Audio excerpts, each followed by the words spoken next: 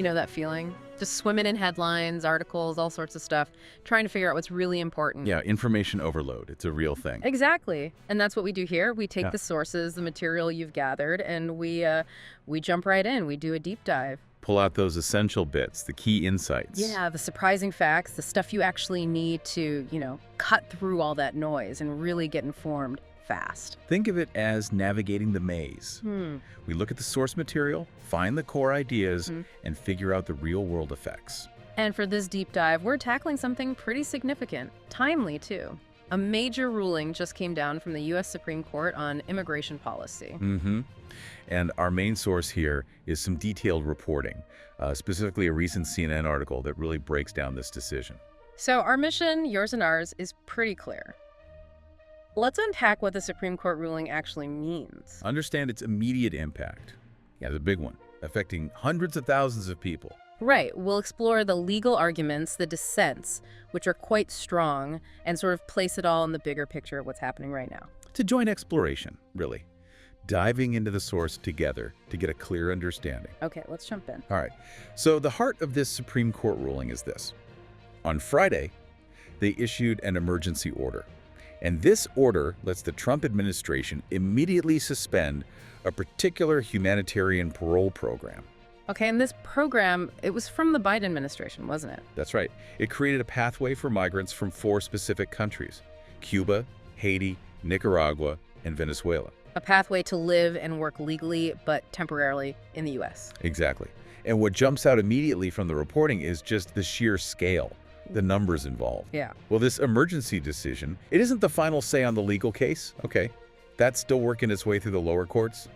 But the Supreme Court allowing the suspension now, it means the administration could potentially move forward with expedited deportations. For how many people? For an estimated 530,000 migrants who were previously covered by this program. Wow. 530,000. That's a staggering number. And the article points out this isn't the first time this month the court sided with the administration on revoking temporary status. No, it isn't. They recently cleared the way to revoke work permits for hundreds of thousands of Venezuelans as well. So you do see a bit of a pattern emerging. And what about the order itself, the Supreme Court's order? Well, what's interesting is the reporting notes is how brief it was, unsigned too. And it didn't give any reasoning for the decision. Which is kind of characteristic of their emergency docket, right? The shadow docket, as some call it. Precisely. That's often how these emergency orders come down. But there was disagreement, of course. Oh, absolutely. The article tells us 2 of the liberal justices, Sotomayor and Ketanji Brown Jackson, they publicly dissented. And Justice Jackson's dissent was particularly pointed, wasn't it? It really was. She wrote, joined by Justice Sotomayor, that she felt her colleagues had, and this is a quote, plainly botched the legal test. Botched the test for what? For deciding whether pausing a lower court ruling would negatively affect the people involved, weighing the harms. And she focused on the human cost. The article quotes her saying the majority's decision undervalues the devastating consequences of allowing the government to precipitously upend the lives and livelihoods of nearly 500,000 non-citizens while their legal claims are pending. That's the direct quote. Precipitously upend the lives. That language is incredibly strong. Really hits home. It does. And it raises that critical point about the balance the court is supposed to strike.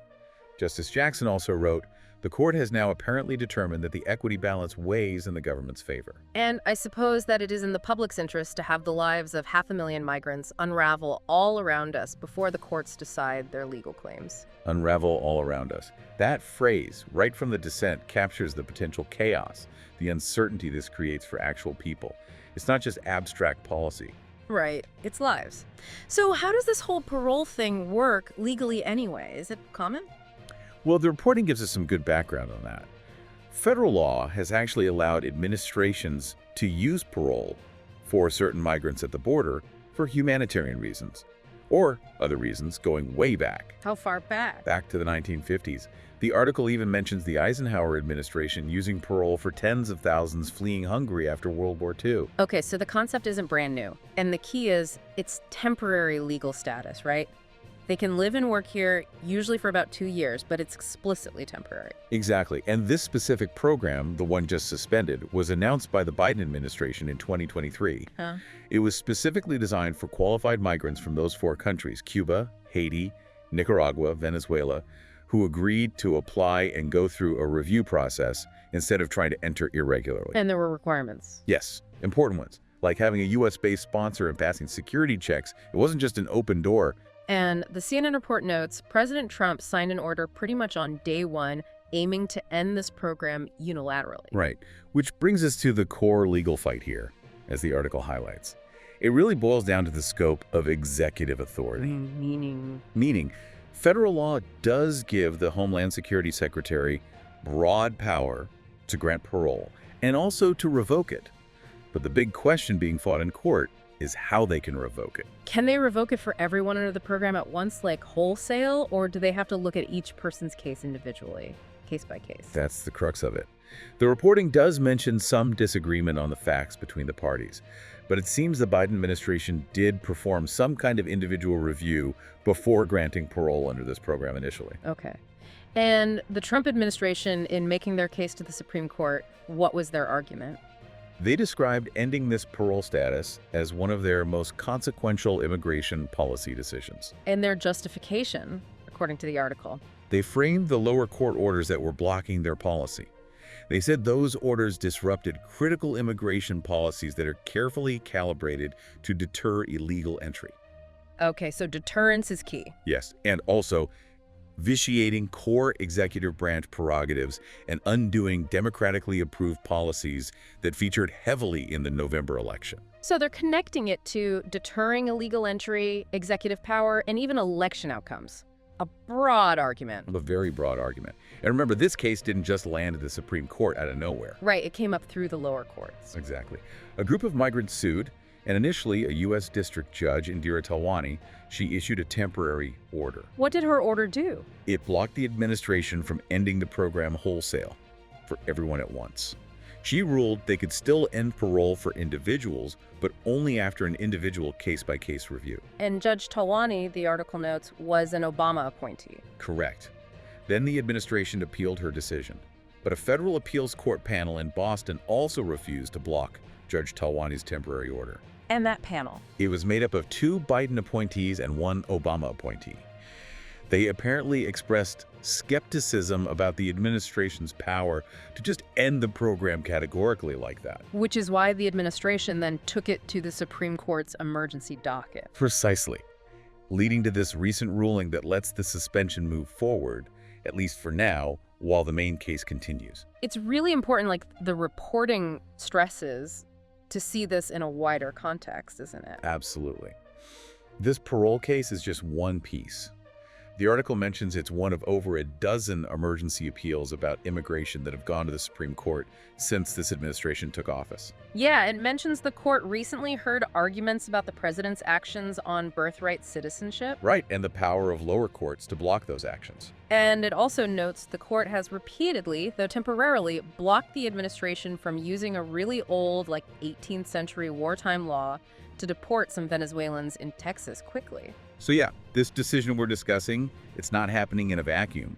It's part of a much larger pattern of significant immigration policy shifts, legal fights, and, well, frequent Supreme Court involvement. Okay, phew. Let's try and quickly recap this deep dive then. We've really unpacked this recent Supreme Court decision. The one greenlighting the administration's suspension of that Biden-era humanitarian parole program. Affecting migrants from Cuba, Haiti, Nicaragua, and Venezuela directly. And we saw the huge scale, potentially 530,000 people impacted, possible expedited deportations. And we noted this is the second time this month the courts made a similar kind of ruling about temporary status. We looked at the majority's brief, unsigned order. Quite a contrast to the really forceful dissent from Justices Sotomayor and Jackson. Yeah, warning about devastating consequences and lives potentially set to unravel while the main legal challenges are still ongoing. We also touched on the history of immigration parole itself, how it's not entirely new, used back in the 50s even. And the specifics of this Biden program. The review process, the sponsors, the vetting. Right, and we got into that core legal argument. Wholesale termination versus individual review. And followed the path how lower courts initially blocked the wholesale approach and the administration's arguments about deterrence and executive power that they took to the Supreme Court. So, putting it all together, we see this ruling isn't just a one-off event. It's part of this larger trend, this pattern of legal battles over major immigration policy changes under the current administration. You know, digging into these details from the CNN reporting, it really does bring clarity. You understand what the ruling is, who it affects, the legal arguments, the whole process. And it really underscores the very real human stakes involved here. Absolutely. And the reporting kind of leaves us with this really stark contrast, doesn't it? Something to think about. Yeah, it sets up this tension. On one side, you have the administration's viewpoint, Framing this as a necessary policy decision key for deterring illegal entry, asserting executive power, implementing policies may be linked to the election mandate. and then on the other side, you have that perspective from the dissent. Powerful language focusing squarely on the devastating consequences. Hundreds of thousands of lives potentially about to unravel, as Justice Jackson put it. All while their basic legal claims, their challenge to having this status terminated, haven't even been finally decided by the courts yet. It's a really vivid picture of the different dimensions here, the legal, the political, and the deeply human side of this ongoing issue. Definitely a lot to mull over. Thanks for joining us for this deep dive.